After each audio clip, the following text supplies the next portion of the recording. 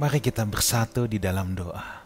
Bapa dalam surga, kami datang menghadap tahta-Mu yang kudus, berbicaralah kepada masing-masing kami pada kesempatan live study ini. Dalam nama Tuhan Yesus, kami datang dengan rasa lapar dan haus. Amin.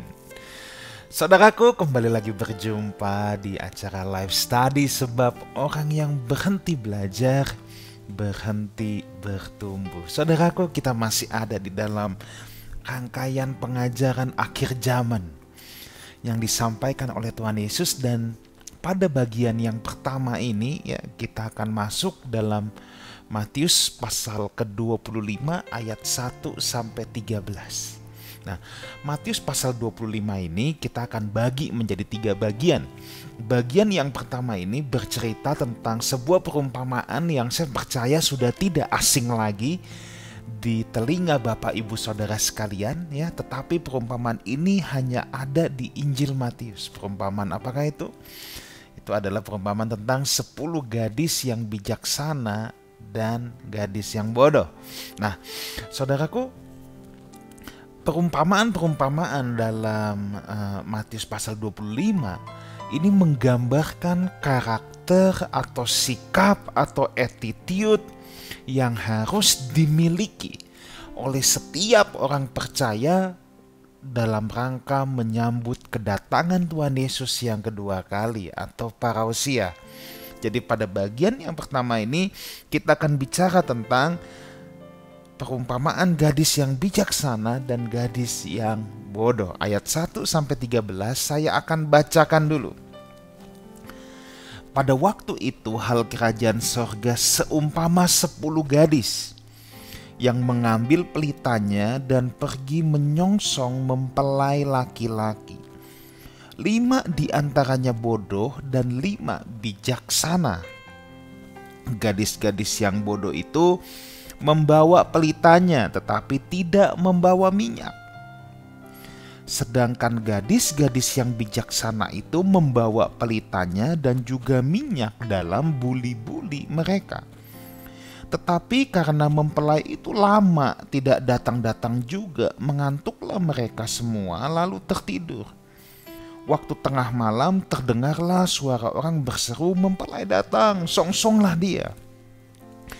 Gadis-gadis itu pun bangun semuanya lalu membereskan pelita mereka. Gadis yang bodoh berkata kepada gadis yang bijaksana, "Berikanlah kami sedikit dari minyakmu itu, sebab pelita kami hampir padam." Tetapi jawab gadis-gadis yang bijaksana itu, "Tidak, nanti kami tidak cukup untuk kami dan untuk kamu. Lebih baik kamu pergi kepada penjual minyak dan beli di situ." Akan tetapi waktu mereka sedang pergi untuk membelinya, datanglah mempelai itu. Dan mereka yang telah siap sedia masuk bersama-sama dengan dia ke ruang perjamuan kawin, lalu pintu ditutup.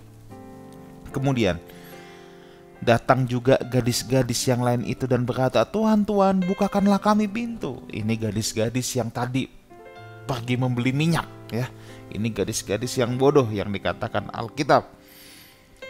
Tetapi ia menjawab, "Aku berkata kepadamu, sesungguhnya aku tidak mengenal kamu. Karena itu berjaga-jagalah, sebab kamu tidak tahu akan hari maupun akan saatnya."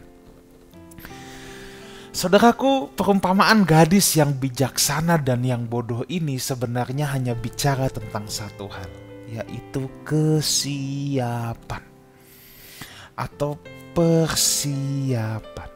Gadis-gadis di sini bukan mempelai wanita, saudara ya, tetapi pengiring pengantin. Jadi setting dari perumpamaan ini adalah sebuah kegiatan yang sangat lazim, sangat umum dilakukan di acara pernikahan orang-orang Palestina di zaman Tuhan Yesus. Memang tradisi perkawinannya seperti itu. Jadi biasa para pengiring pengantin ini ya, dia kemungkinan besar adalah pengiring pengantin wanita. Mereka mempersiapkan pengantin wanita supaya siap untuk bertemu dengan pengantin laki-laki. Gadis-gadis muda ini saudara jangan bayangkan lagi duduk di suatu tempat sepanjang jalan tengah malam lalu ngantuk ya. Saudara jangan bayangkan begitu ya. Tetapi yang lebih tepat dibayangkan perempuan-perempuan ini sibuk di dalam rumah pengantin wanita mendandani, menjaga dia dan di persiapan menit-menit terakhir.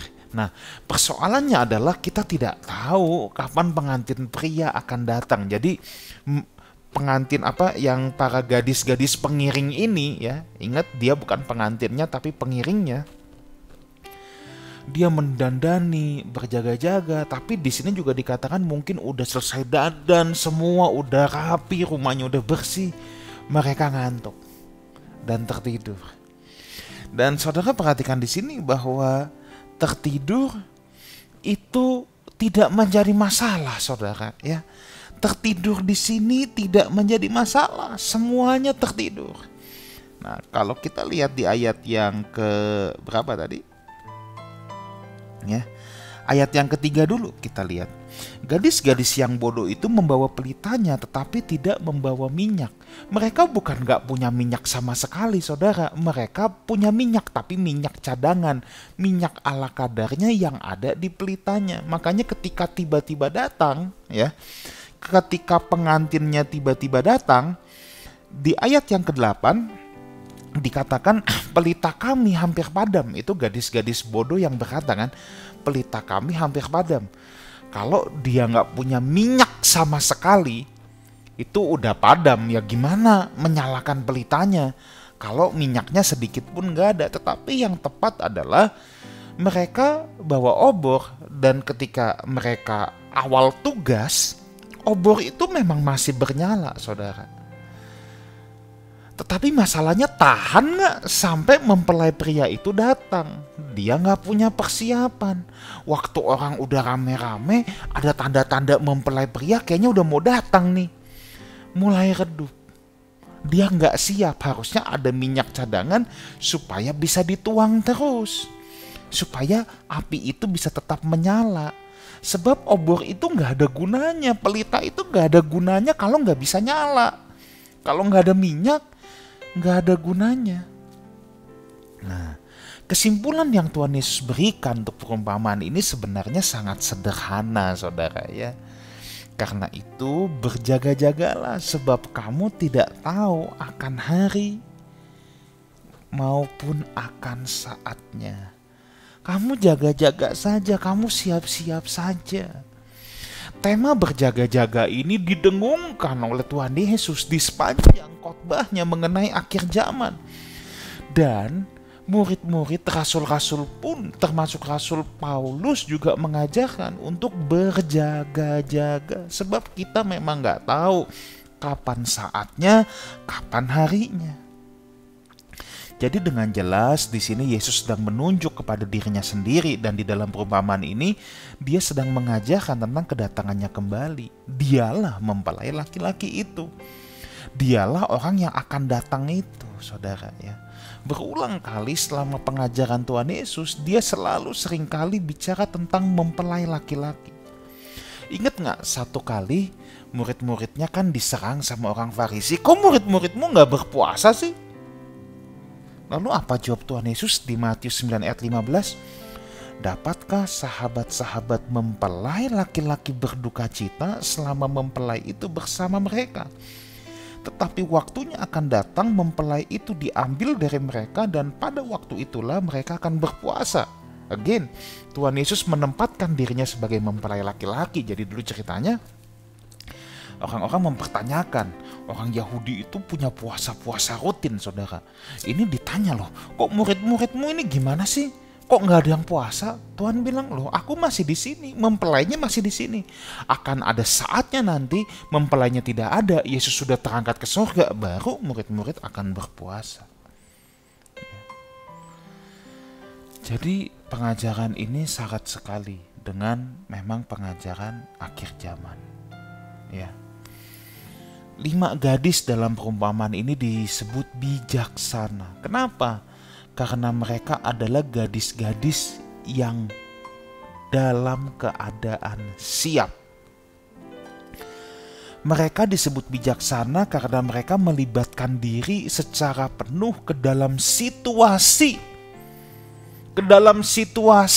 di mana mereka bertugas. Ingat, sebelum perumpamaan ini yang minggu lalu kita bahas di Matius 24, saya baca ulang sedikit ya. Ayat ke-45 dan 46. Siapakah hamba yang setia dan bijaksana yang diangkat oleh tuannya atas orang-orangnya untuk memberikan mereka makanan pada waktunya? Berbahagialah hamba yang didapati tuannya itu melakukan tugasnya ketika tuannya itu datang. Berarti apa? Yang siap, yang sedang melakukan tugasnya, dan untuk memastikan ketika tuannya datang dia sedang melakukan tugasnya, maka pelita hatinya tidak boleh padam. Maka persiapan untuk dia bisa terus menjalankan tugasnya harus tetap ada. Inilah yang dimiliki oleh gadis-gadis bijaksana. Dia pastikan bahwa sampai mempelai laki-laki itu datang, pelitanya tetap ada. Dia tetap sedang menjalankan tugasnya untuk menyalakan pelita, untuk mengiringi pengantin wanita. Tetapi gadis yang bodoh tidak siap. Dia hanya melakukan tugas ala kadarnya. Ya udah, yang penting pelitanya nyala. Tapi nggak persiapan, minyaknya harus ekstra. Nanti gimana kalau udah habis mempelainya belum datang? Saudaraku, kadangkala dalam hidup ini, saudara, bukan kadangkali, hampir dapat saya pastikan, sukses adalah kesempatan plus persiapan.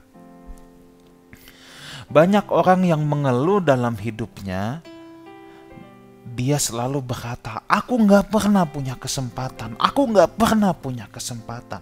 Harusnya pertanyaannya kita balik. Sudahkah kita mempunyai persiapan? Saya bertemu begitu banyak orang yang tidak bisa maju hidupnya dalam segala bidang. Ya, kalau di lingkungan para pendeta, para hamba Tuhan yang tidak bisa maju pelayanannya, tentunya saudaraku, maju di sini bukan diukur dari berapa jemaat yang dimiliki, seberapa mewah gedung gereja, seberapa banyak uang gereja, bukan itu ukurannya. Tetapi saya bertemu begitu banyak orang yang tidak bisa maju dalam segala bidang kehidupannya. Kalau dia pelayanan, ya udah pelayanannya gitu-gitu aja. Sebenarnya kalau mau ngomong jujur, karena tidak ada persiapan. Yang tidak dimiliki adalah persiapan.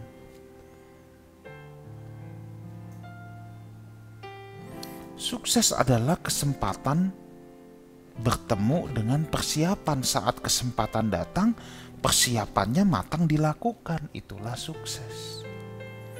Itulah keberhasilan. Orang-orang yang maju adalah orang-orang yang ada dalam persiapan. Kesempatan itu seperti faktor eksternal yang tidak bisa kita kendalikan. Jangan kita tidak siap lalu kita menuduh Tuhan pilih kasih. Kadangkala kesempatan itu datang dan kesempatan itu berlalu begitu saja. Bahkan kita tidak sadar loh bahwa kesempatan itu datang. Kenapa? Karena kita tidak punya persiapannya. Ya saudara, enggak usah jauh-jauh. Saya ingat saya pernah bercerita tentang cerita ini beberapa kali ya. Tapi saya harus ulangi lagi. Saya ingat masa-masa saya awal sekolah Alkitab, saudara. Saya memegang teguh prinsip ini. Kemajuan, keberhasilan, sukses adalah kesempatan plus persiapan. Mana yang harus duluan? Kesempatan dulu atau persiapan dulu? Jawabannya adalah persiapan dulu.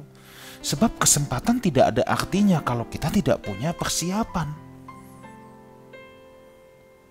Tapi kalau kita punya persiapan, kesempatan itu akan datang di saat yang tidak kita duga. Bahkan mungkin kesempatan bisa tercipta karena kita punya persiapan. waktu saya baru masuk sekolah Alkitab, saudara. Saya tidak malu untuk mengakui saya ini seorang yang gagap kalau bicara, apalagi dulu itu parah. Anugerah Tuhan kalau khotbah saya bisa lancar. Tapi kalau diskusi sama saudara, ya kalau saudara sering ngobrol sama saya, mungkin sesekali gagap saya itu masih bisa keluar loh. Dan that's okay buat saya. Tetapi saya tidak mau menjadikan kelemahan itu sebagai halangan dalam pelayanan, dalam apapun itu. Jadi di awal-awal saya sekolah Alkitab, yang saya lakukan hanya satu, persiapan. Saya kadang-kala bertanya sama diri saya sendiri, Tuhan, apa aku bisa khotbah Tuhan? Kalau aku di atas mimbar gagap tuh gimana? Kan jadi konyol, malu-maluin. Tapi saya nggak memikirkan akan apa kekurangan saya dulu, tetapi yang saya lakukan adalah persiapan. Persiapan apa yang saya lakukan? Saya bikin catatan khotbah terus setiap hari. Sampai catatan khotbah saya tuh banyak. Dulu belum ada iPad, saudara ya. Belum ada smartphone. Catatan semua masih di kertas. Saya bikin catatan khotbah. Sampai saya ditanya, emang ada ngundang khotbah? Belum ada. Lah kok udah bikin? Ya siap-siap aja dulu. Kalau suatu saat dapat kesempatan khotbah, saya siap.